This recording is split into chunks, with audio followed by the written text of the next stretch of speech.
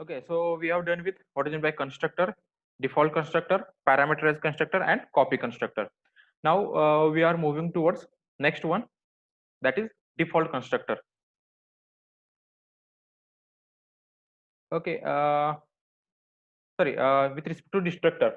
So again, destructor is a special member function of a class that is executed whenever an object of its class goes out of scope or whenever the delete expression is applied to a pointer to the object of that class.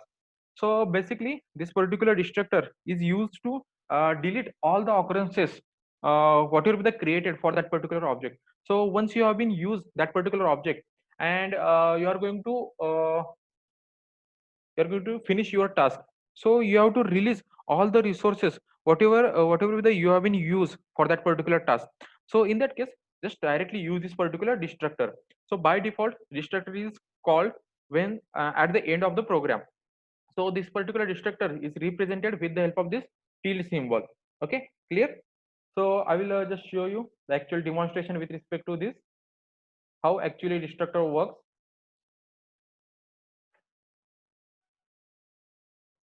Okay, before that I will just copy this code. Is related with copy constructor. Okay, uh, is there any another way to call the copy constructor instead of this assignment? Yes, m3 is equal to m1. Yes, this compiler is visible, na? Editor is visible. Yes, sir. Okay, okay, okay. So is there any another way to pass the values or the entities from old object to another object? Means, is there any another way instead of this m3 is equal to m1? Okay, suppose I will use directly my class and we have to initialize or we have to apply the copy constructor.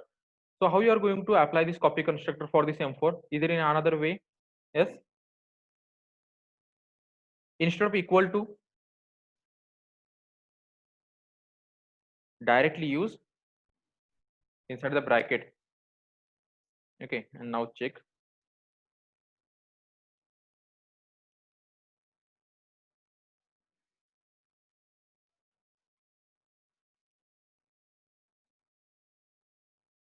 Yes. Okay. So look at this last one, last three lines. Last three lines related with which object? M4 object. Clear?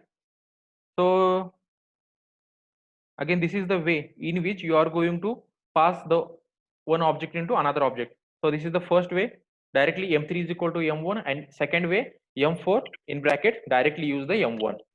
Okay. So this is the these are the two different ways in which you are going to directly pass the values or pass directly object. Okay. So we'll start with the destructor. So how you are going to represent that destructor?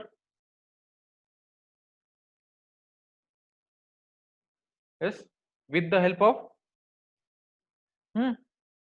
by default destructor. By default, start with this tilde symbol.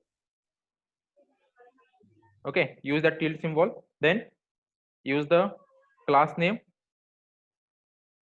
and inside that, okay, we will write down that particular code, whatever we want to execute it. So I will write here as a object deleted slash m.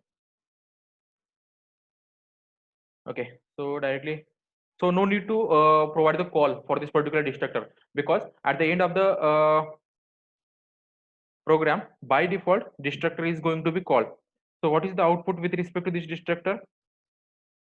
Yes, we have used only one destructor inside our class, but at the end of the program, it will display four different sentences: object deleted, object deleted, object deleted, object deleted. Why four times? Yes, can anyone? Because four objects are created. Because with respect to this particular main, inside this main we have created four different objects. Clear? M1, then M2, then M3, and M4. So by default, when we are going to call that particular destructor, so at the end of this particular program, destructor is going to delete all the resources handled or resolved by that object. So he is going to remove all these objects from the program. So that's why he is going to remove all these objects. So that's why for 4 objects, this particular sentence, say out sentence object deleted, is printed for 4 times. Okay, so this is the use of destructor. So no need to provide the call for this particular destructor. Clear, guys? How it works? Yes, sir. Okay. Yes, Okay. sir. Okay. So we are done with all the types with respect to constructor and destructor. I will copy and I can share this code with you. So do one thing. You just try to execute all these codes. Okay. So for that particular purpose, whatever the code I have shared with you, just try to execute that one also. And just look at. So create multiple objects of that particular class and just try to pass different values. Or in that case, you just take down one more example. Okay, just do one thing. So create one class and he will accept, or that particular class contains default constructor, parameterized constructor, as well as copy constructor, and perform the addition operation. So this is your task for today's lecture. Okay. Got it? What you have to do? You have to perform the addition of numbers, whatever be the you are using in case of default constructor, parameterized constructor, and just try to use different parameters. Suppose in case of parameterized constructor, use a 2, 3 as per your choice. Okay, the length of all these parameters. So just try to perform addition with the help of this constructor. Yes, clear? What you have to do? What is the task with respect to this? Yes, Just sir. try to perform the addition. Guys, simple addition. Okay, so next one is related with inline function. Okay, so let us start with this inline function. Yes, can anyone tell me what is my inline function? Have you heard before this? Okay, this particular inline function is nothing but very powerful concept which is available inside the C++. Okay, if a function is in inline, the compiler places a copy of the code of that function at each point where the function is called at compile time. So why C++ require this inline function? Okay, so for that particular purpose, okay, I will just tell you basic task. Okay, suppose you have created a particular function and you have to execute that particular function. So how compiler execute that particular function? Yes, can anyone just tell me what will happen in that case? Suppose, okay, I will write on one task. This is my question. Okay, integer add, and he will accept different parameters. So on. This is nothing but the definition for that particular function, and we have to provide the call for that particular function. So how it works? So when compiler move toward this particular call, so what will happen? He will copy all these parameters for this particular function call. He will check the address for that particular function. Then he will move from this location to this particular location. Am I right? Then he will push all the variables on the top of the stack. Then he will perform this operation, what will be the available inside this function. So he will perform this task and so on. And after that, again, compiler move towards this particular portion or to this particular position. So it will take lot of time, means switching from one location to another location, again from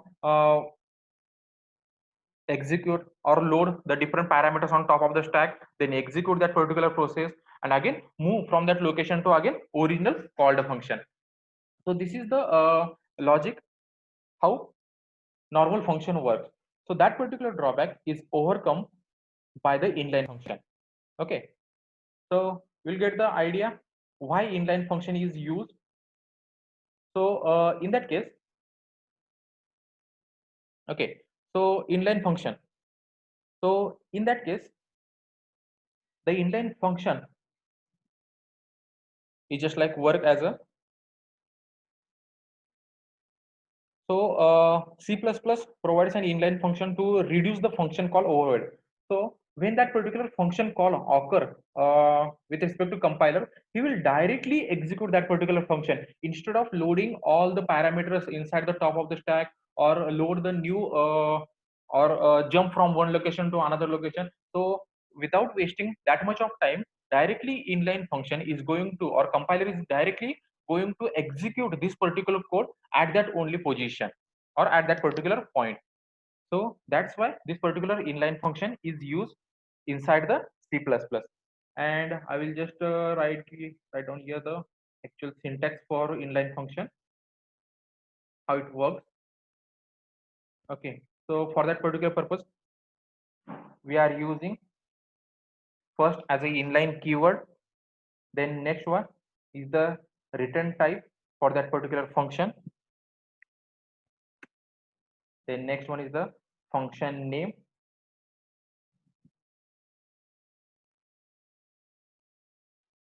and in front of that parameter list or parameters, whatever that we are using, and inside that we are using the code whatever we want to execute. Okay, so this is the syntax with respect to inline function. Okay, so again, one more important concept with respect to this inline function, where we are not using this inline function. Okay, this particular inline function is basically used for simple operations. For example, suppose you have to perform the addition of two numbers, you have to perform the multiplication of two numbers. Means in case of sequential execution, we are using this inline function because compiler directly execute this code at the time of call. Okay, so no need to again directly load this particular function inside the memory or load the parameters from one location to another location. So to reduce this particular task, inline function is used. So inside the inline function, we are not using any loops or repetitive control statements, just like for, while, do while. Next one, inside the inline function, we are not using the static variables. I will just tell you what is the static variable in the next lecture. Next one, inside the function, we are not using any recursive call or recursion method. Next one, we are using integer, float, double as a return type. And if we are using all these as a return type, then in that case, we have to pass or we have to return whatever the operation performed in that particular function. And then next one, again, inside this inline function, we are not using just like a switch statement or any other go to statement, because this inline function is nothing but simple. This particular inline function is used to perform simple tasks. Okay, so I think you'll just get the basic idea how inline function works. Just clear? What is the basic logic behind that inline function? Inline function is used to execute the simple task. Yes, clear? So I will just show you the basic example. What is the use of that inline function?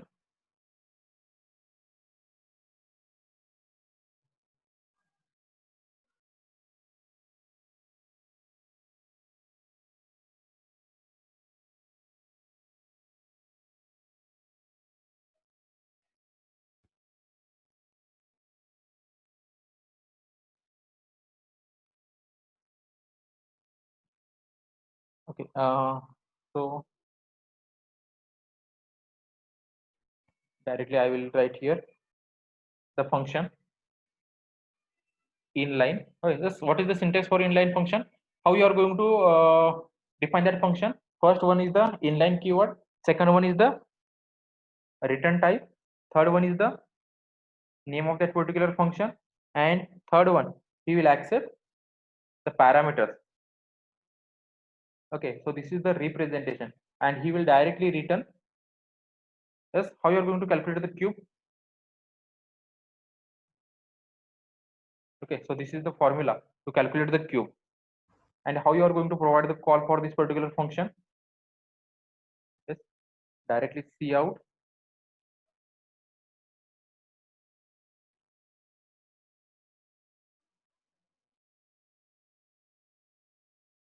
Okay. Cube of 3 is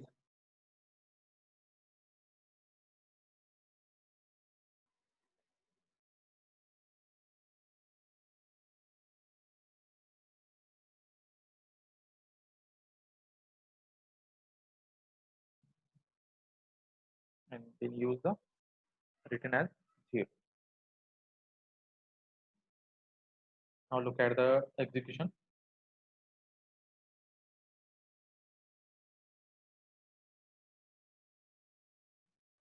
Okay, so the cube of 3 is 27. So here in this case, normally inline function. So what will happen? So when compiler directly jump to this particular call, so whenever call occur with respect to this particular function, which is we already represented as the inline. So compiler does not move towards this particular call, or sorry, with respect to this function. So what will happen? Compiler directly load this particular function with respect to this call. Means in this location, that compiler is going to load the definition, and directly he will calculate the cube, and in this line he will directly display that result.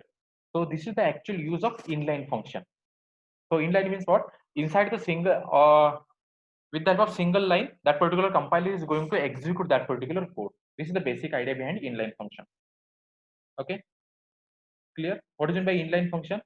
With the help of single line, compiler is going to execute that particular code instead of loading this particular variable, local variables inside the top of the stack or inside the memory for execution purpose.